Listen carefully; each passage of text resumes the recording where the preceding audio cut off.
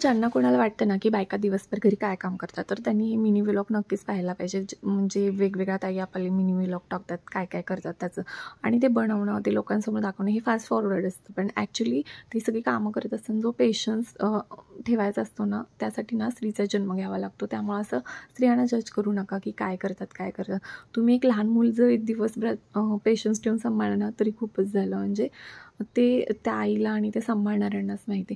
तर आजचाही जसं पावसाने जूनपासून हजेरी लावली आहे, ती आत्ता श्रावण महिना आला तरी पाऊस सुरूच आहे आणि मग आता शनिवारचा दिवस, तर भाज्याही सगळ्या संपत आलेल्या आणि रात्री केले होते डोसे, तर त्याची शिल्लक राहिली होती बटाट्याची भाजी.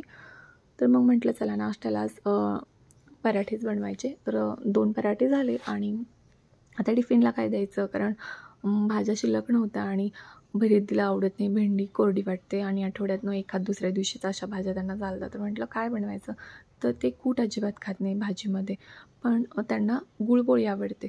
तर मग म्हटलं ओवीसाठी मी बनवलेलंच असतं ते. आधी लाडू वळायचे, आता हे सुद्धा गुळपोळी आवडीनं खातात, तर मी ते लाडू वळलेले नाही आहे. तर मग मी सासूबाईंना म्हटलं त्या चपात्या बनवतात सकाळच्या, किंवा हे त्यांचा उरक जास्त आहे बाबा आणि आमच्यात लोकंसुद्धा जास्त आहेत, तर त्या चपात्या वगैरे त्याच बनवतात.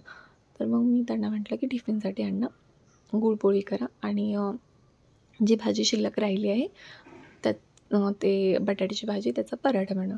तर मग ते झालं. प्लस आता भात आणि वरण शिल्लक राहिले, कारण रात्री डोसे बनवले तर कोणी खाल्लाच नाही आहे वरण भात, तो तसा शिल्लक राहिला. थोडाच लावलेला पण तोही कोणी खाल्ला नाही. मग म्हटलं चला आता ते वेस्ट नाही घालवू शकत एवढं, तर भात परतून घ्यायचा जिरे आणि कढीपत्त्याची फोडणी देऊन आणि तो भातसुद्धा नाश्त्याला खायचा. असं आहे की बाबा जेवण एवढं वाया नाही घालू शकत. दुसऱ्या दिवशी ठीक आहे, पण जर काही कारणाने आपल्यामुळेच राहते तर आपण खायला पाहिजे. हे असं मी कूट बनवून ठेवलं आहे, ज्यामुळे अशी गडबड झाली ना की मी पटकन त्यांना पोळी करून देते, तेही खुश आणि माझे काम होतं. आणि कुटाला हात लावले की माझ्या पोरीला लगेच हवे ते खायची, कारण तिला ते फार आवडतं. आता हा शिल्लक राहिलेला भात जिरे आणि कढीपत्ता घालून फोडणी करून घ्यायचा आणि मग नाश्त्याचं सुद्धा ऑप्शन होते. आता हे शिळा भात खाणं मी अजिबात सजेस्ट करणार नाही, कारण ते तितकंसं हेल्दी नाही आहे. इनफॅक्ट हार्मफुलच आहे, पण नेहमी आपण टाकूनसुद्धा देऊ शकत नाही.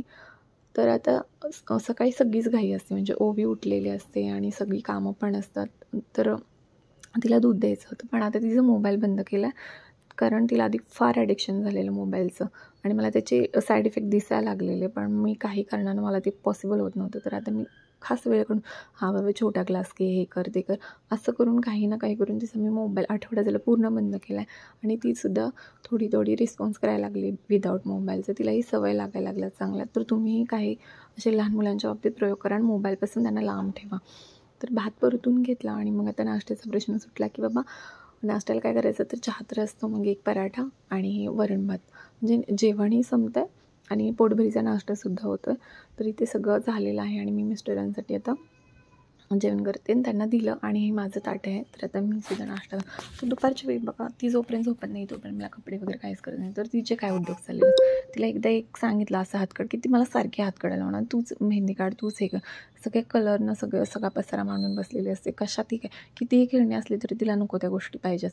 मी वर आल्यानंतर मग ती झोपण्याआधी कपडे भिजवते आणि मग ती झोपल्यानंतर कपडे वगैरे वॉश करायचे. ॲक्च्युली हे पावसाळ्याचे दिवस आहेत ना, तर काय करावं कपड्यांचं तेच कळत नाही. थोडं ऊन पडलं तेवढंच बाहेर घालायचे, परत आत घ्यायचं, हे सगळं चालूच राहतं. हिने बघा कसा पसारा करून ठेवला. ती झोपली की आपल्याला ते सगळं आवरावं लागतं.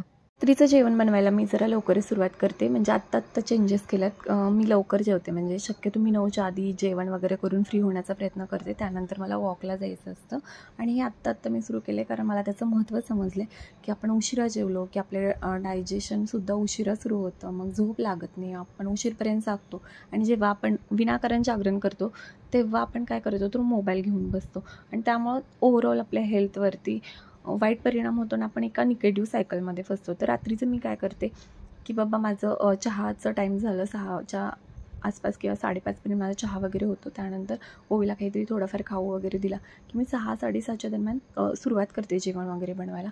तर आता माझ्या घरात कसं आहे बघा, संध्याकाळी कंपल्सरी माझ्या मिस्टरांना वरण भात हा लागतोच.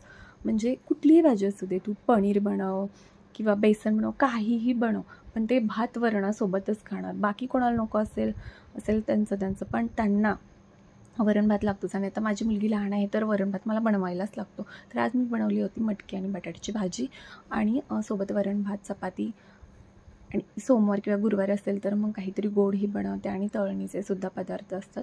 तर असं असतं माझं सगळं रुटीन. तर तुम्हीसुद्धा थोडं हेल्थकडे लक्ष द्या आणि त्यानुसार लाईफस्टाईलमध्ये चेंजेस करा. तर जेवण वगैरे झाल्यानंतर आम्ही आलो आहोत वॉकला. आणि वॉकला आल्यानंतर ह्या मंदिरात म्हणजे सोमेश्वराचं मंदिर आहे हे, आणि ह्या मंदिरात आम्ही रोज येतो म्हणजे येतोच. म्हणजे एखाद वेळेसच असं होत असेल की उशीर झाला आणि मंदिर हे 10ला बंद होतं रात्रीच्या ॲक्च्युली, आणि मला जेवायला किंवा काही कारणाने ओवीला भरवायला वगैरे वेळ झाला आणि आम्हाला वॉकला यायला वेळ भेटला नाही किंवा आलो आहे पण 10 वाजून गेलं तरच आम्ही येत नाही. अदरवाईज आत्ता माझ्या रोजच्या रुटीनचा हा भाग आहे की आम्ही वॉकला आल्यानंतर इथे मंदिरात येऊन अर्धा तास तरी वेळ घालवतो, कारण 9:30ला आलं तरी 10पर्यंत अर्धा तास भेटून जातो. आणि हे खूप सुंदर मंदिर आहे. जर तुम्ही आला नसाल तर एकदा अवश्य भेट द्या.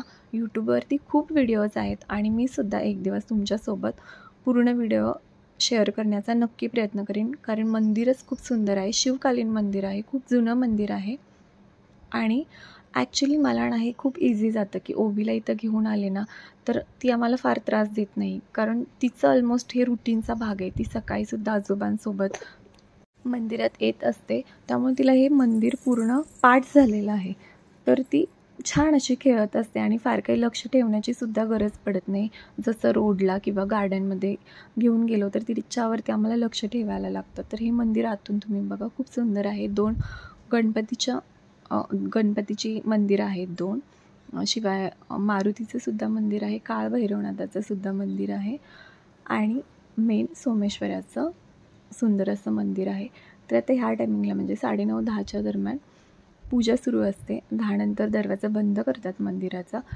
तर दिवसभर जे मंदिरामध्ये सजावट केलेली असते किंवा पूजा केलेली असते ते पूर्ण क्लीन करून पुन्हा नव्याने पूजा करतात आणि संध्याकाळची आरती वगैरे झाल्यानंतर मंदिर बंद करतात.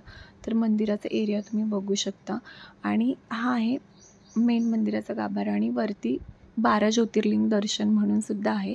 तर ते सुद्धा खूप सुंदर आहे बघायला. ज्या दिवशी मी पूर्ण खास मंदिराचा व्हिडिओ करेन ना त्यामध्ये मी माहितीही देईन आणि कंप्लीट डिटेल व्हिडिओसुद्धा शेअर करेल. आता हा रात्रीचा व्हिडिओ आहे.